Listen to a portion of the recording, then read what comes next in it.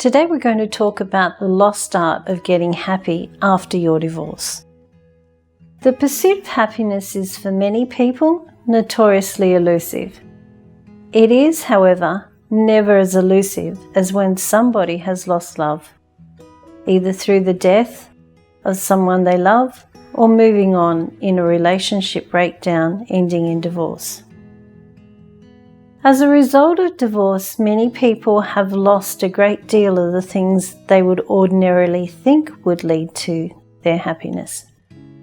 A happy marriage, a loving partner, your home to live in, money in the bank, and now having to share the time and responsibility of your children's lives. As happiness is neither a gene nor is it due to the inheritance of DNA, we come to the conclusion that happiness is in fact the result of our experiences, our attitudes, the way we think, and the relationships we build with other people. It is believed that most people are about as happy as they make up their minds to be. It appears that happiness is a result of the combination of three things. 1. Feeling good in the here and now emotionally. 2. Freedom from unpleasant things like pain and anxiety. 3. Feeling satisfied and believing that your life is good. There are many things that you can actively choose to incorporate into your daily life in order to help yourself to get happier.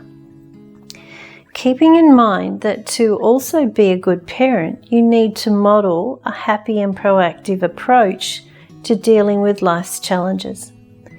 So it is essential that you consider trying as many things as possible to increase your happiness and your sense of positivity and joy for your life. So your own happiness would seem to be a critical thing to focus on, not only for yourself, but also for your children. So it seems that your happiness relies on you both feeling and thinking happy. For many people who have been stuck in a losing battle with an unhappy marriage, this can be much harder than you might at first think, especially if you have a family with children still at home, where it is very common for parents, especially mothers, to feel like their needs and what things make them happy are usually firmly down the bottom of the list. Perhaps with a home mortgage, children and career, your time is so stretched that you actually just can't remember what it is that used to make you happy.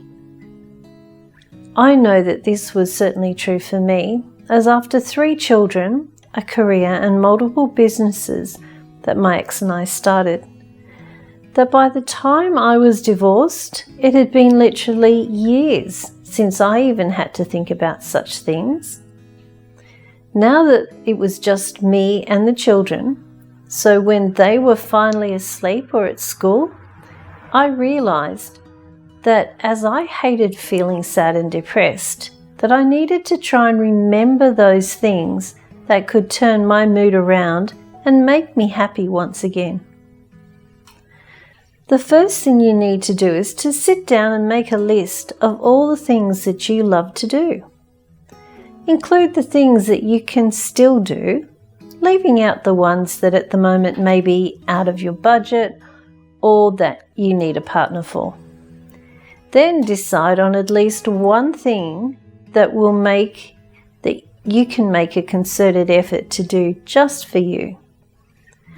Once you actually start to remember who you are and what makes you happy, you then can't help but to start to remember the you before divorce, who was happy, independent and in control of your own life.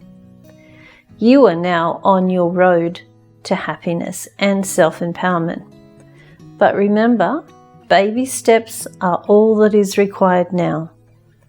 Most importantly, remember that every step forward, no matter how small or long it takes, is not a fall backwards, and so is moving you in the right direction towards finding the gifts of your divorce. So let's get happy.